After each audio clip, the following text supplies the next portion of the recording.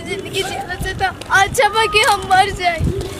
हे भगवान प्लीज कोई कोनो रास्ता दिखावा ना कि हम ये दुनिया छोड़ के चल जाए। काहे कि का फायदा जब पापन ही नहीं खे तो हम जी के का करम प्रभु। मरा हो जाता नहीं तो कोई मरे नहीं के दे। घर वाला ताना मारते बा, बाहर वाला ताना मारते बा, एमे हमार दोस्त का बा प्रभु। सब तो तू लोग के लिखल हटे ना, एमे हम का कर सकी ना, सब कुदरत के खेल बा। लेकिन फिर भी नई जमाना जिए देता ना मरे देता, लेकिन हम करी तो का करी। बढ़िया बा घुट घुट के जियला से अच्छा बा कि हम मर जाए। लेकिन फिर भी जब मरे जाता नहीं तो लोग मरहू तो नहीं के दे। लेकिन आज हमें दुनिया छोड़ के चल जाए ना जाए जिंदगी का फायदा भाई। जिंदगी जी के क्यों अपन नहीं कि हमर क्यों अपन नहीं कि सब कोई पराया बा और कोई अपन नजर से देखा तो बा तो गलत नजर से देखा था। हे भगवान एगो विधवा के जिए के हक नहीं खे का कि तू ऐसे कहले बड़ा। लेकिन आज हम छत पर से कूद के अपन जान दे, पक्का जान दे। और हाँ हमारे हस्बैंड के प्लीज जिक्र रखिया कि हम कूद के मरी और उनका पास चले जाए, तब तो इन लोग के सुकून मिल जाए ना। विधवा कहते एक से तो बढ़िया बाकी हम चल जाए। और जिगे तारा जवन सजा देवे के होई वो सजा दिया, कम से कम हमनी के दोनों जनी साथ तो हो जाए जाना प्रभु। लेकिन आज हम पक्का मरम, हमरे नहीं के जिए के।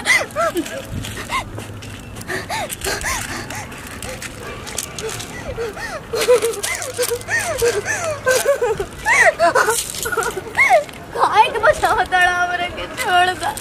खुशबू तू क्या करे जाता आत्महत्या कइल बहुत बड़ पाप होला। ये दोनों कहा तड़ा पापा, लेकिन का करी ये जमाना तो जिए नहीं के दे तो हमरा के। जमाना नहीं के जिए दे हमारा खातिर अभियो हुए प्यार बा जवन पहले प्यार। एक बार न तारा से 1000 बार कहतनी कि तुमरे शादी कर लो। का विधवा के जिंदगी में फिर से रंग नहीं खे आ सकता, लेकिन हम दूसरा जैसा नहीं की। हम उनकरे पर निर्भर बानी। हमनी के गाधे हाथ में कहल गइल बा एगो सिंदूर पड़ गइला के बाद ओकरे संगे जिया ओकरे संगे मरा हुए सब कुछ बाटे। लेकिन हमर उ तो पति रंजन हमरा के छोड़ के चल गेलन। का भइलू हमरा के छोड़ के चल गेलन त उनकर नाम के सहारा तो जिंदा बानी नु आज तक। नाम के सहारा नारे पगली नामों के मिटा देते कूद के। लेकिन तू काहे बचैला हमरा के काहे? अरे पगली कैसे हम तोरा के मरे दी रे, कैसे तोरा हम दुख देख सकिला। तोरा बिना हमार का हाल होइते कबो सोच नहीं की सकत। हम अभी उतने प्यार करी ना जितना पहले करत रही। तू नो करेला प्यार हमरा से, हम तो ना करी ना। हम तो सिर्फ और सिर्फ अपने पति से प्यार करी ना और अपन परिवार से। तुहरे तरहनी जान भइलू नहात हो अभियो ले बानी जान हम तोहरे साथ। खुशबू एक बार तू हमरा दिल के अंदर तो झाँक के देखो तारा कति कितना प्यार बा, शायद तू अंदाजा भी ना कैले हो। जान तड़ू खुशबू हम प्यार के इजहार तो ना कैनी, बाकी हम तरह से इतना प्यार कईना कि शायद हम दुनिया के हर खुशी तारा के दे देम, फिर से तारा जिंदगी में रंग लिया देम। बाकी खुशबू तू हमरा के छोड़ के मत जा खुशबू, मत जा खुशबू। तार फिर से जिंदगी में रंग आई खुशबू। एक बार तू हमरा के अपना के देखा खुशबू, अपना के देखा एक बार हम तार जिंदगी भर साथ देम। प्लीज तारा से बार बार कहता नहीं, पहला वो कहत रहे और आज भी कहता नहीं। प्लीज हमरे जिंदगी से तो दूर चल जा।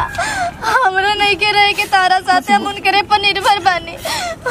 हम तारा से बार बार कहता नहीं जा। हमरा से बढ़िया लड़की मिली, पढ़ल लिखल लड़की मिली, कुछ पढ़ल लिखल मिल जाए, तारा से बढ़िया मिल जाए, बाकी तारा नियन ना मिली ना मिल जाए। हमरा से बढ़िया विचार वाली लड़की मिली, हमरा से बढ़िया संस्कार वाली लड़की मिली, सब चीज हमरा से खूबसूरत पढ़ल लिखल सब चीज। हम कर हम ओकरा आगे, हम तो अगर गोड़ के धोने में नरम। प्लीज तो जाके शादी कला, अच्छा खासा घर बस जाए तू लोग के। अगर हमारा प्यार पे तारा भरोसा नहीं है ना तो तू बैठ देखो हम कूद के जान देते कितना तरह से प्यार कोई ना। ऐसे काहे करो तड़ा? ठीक बात तू जान कहबे करब। एगो तो जान चलिए गई, हमरा वजह से हम नहीं की चाहत कि फिर दूसर जान जाओ। जान तो है ना नीचे गिर तारा का हमें दुख में देख के हम ई मत सोचिए कि हम अपना स्वार्थ खातिर तारा को कहते नहीं कि मान लो तार पति मर जो भी होके, लेकिन हमारा तारा से कोनो स्वार्थ नहीं के, बस दिल नहीं के मानत ना तारा के दुख में देखल जाता। खुशबू तारा का हम अच्छा से रखो, कोनो दुख तकलीफ ना हो, बस तू मेरे से शादी करे खातिर हाँ कह दो। हम अभी अपना माई बाबू भाई बहन सबके मना ले, बाकी हाँ कह दो खुशबू, हाँ कह दो। ठीक बा चलो घरे बाबूजी से बतिया बतन। ए काजल का दे एकरा का बनाए के बहुत बढ़िया दिन भइल बाटे ना। देथी बनावल जाओ, लिट्टी या सब्जी। लिट्टी सब्जी बनाए के हमरा तो मन करते है आलू के पराठा बनावल जाओ। हां वो ठीक लागी ना ठंडा ठंडा बाटे मौसम। हां ठंडा मौसम अच्छा लागत। ई के हो है के हो बाबूजी ना हम जोन कहत रही कि जोन लड़की से हम प्यार कइने ओकर पति नहीं को बनैले बड़ा डर लगता बाबूजी, कहीं एगो आरती से दुनिया में हम तो लोग से कुछ नहीं की मांगले, बाकी माना ना करे लोग बाबूजी हमारी इनका से शादी करा दो। अरे तो विधवा या तू कुंवार बड़ो हो तो का विधवा के जिंदगी में रंग नहीं खे सको। तो हमनियो के तो कुछ गांव समाज बा न दर्द देत बा न अहित ना हाला होता भौजी तार भौजी आ गई भाभी एल बड़ी। आई रे दादा है, अरे बेचारी देखा कितना मासूम। अरे भैया ले पूछा ना बेचारी बेचारी भैया तो ना बता रहे कि जो ना लड़की से प्यार करत रही हाई पॉइल ही अपना मर्द के खा के मेरा भाई खाया गई देख जिया ऐसा ना सुबह सुबह बात मत सही तो बोलत है मत बनावा तारा के सुगर लड़की मिलियन सब। ए बेचारी के का गलती बताई बता, ई अपने पति के मोहिले भी एमे केकर का कसूर अरे बता। तो ये बुझाता हो कि गांव समाज का कही ऐसा से तो ढेर विधवा पड़ल जब बैठा। एक टाइम के खाना ना रहला तो गांव समाज ले के खाना देवेला। गांव समाज के हम देखी कि हम अपन जिंदगी देखी बताओ। देखी कमाए खाए में सुनी जब भी बात कहनी है ना दीदी कि एक टाइम के खाना ना रहे तो गाँव समझ ना देवेला, तो कमाए में या काम करे में ये सब सोचल जाला कि एक टाइम के नहीं खेत हमरा के ना दी। अब बाकी बियाह शादी करबा तो ऐसे तो गाँव समझ तो घर वाला आदमी राजी बा।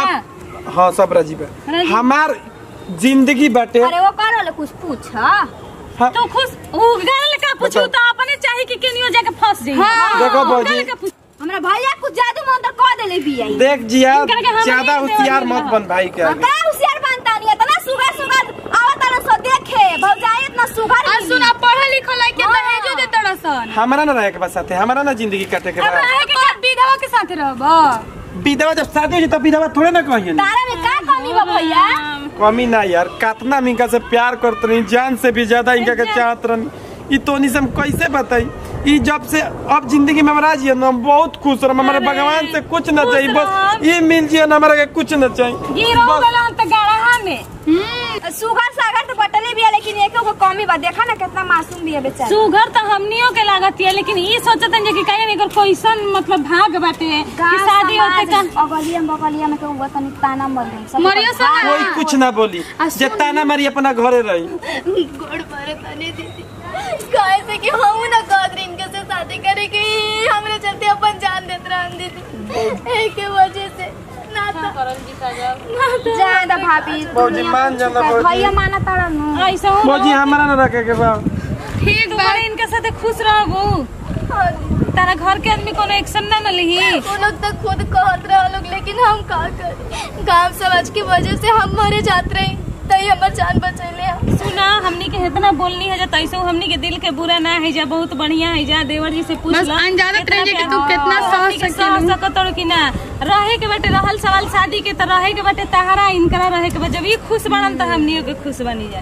चलो जा तब हम लोग के शादी करवा दी। कल मंदिर में शादी चला, अभी घरे रह खाना पीना खा। कल मंदिर में एक बात सुन ले तू, अभी तो अपना मर्जी से करत रहा, काल गली मत कहे कि भौजी और जबरदस्ती ठोकवा देगी है। अरे भौजी तू करा देबनु तो तार जिंदगी भर मैं साथ मनोरम जिंदगी जय तार गुलामी करम कहबू तो भौजी गुणवो दे भाई। ना कि घर से ना होई, घर से होई तो केहू खाए ना आई, केहू खाए जी पागल जाए तो ना खाए लंबा थी मंदिर में कल जाए द ई लोग राजी। ऐसे भी हमारा पता बाटे बुची कि ई समाज ना ई समाज ई दुनिया एगो विधवा के कौन नजर से देखेला। ऐसे भी तहार उम्र नहीं है अभी विधवा होके के, लेकिन एमे कोनो अफसोस के बात नहीं की, तो सब ऊपर वाला के देन हटे। तू चिंता मत करो, तहार शादी हमने के करा देंगे जी। अब बढ़िया से खुश रह, यह आशीर्वाद जो मुंह मीठा करबे कुछ लेबे। अब पैसा बा द तब नहीं मांगा। नमस्कार प्रणाम, हम जिया राज। हम खुश। हम सोनापति सिंह। नमस्ते, हम काजल शर्मा।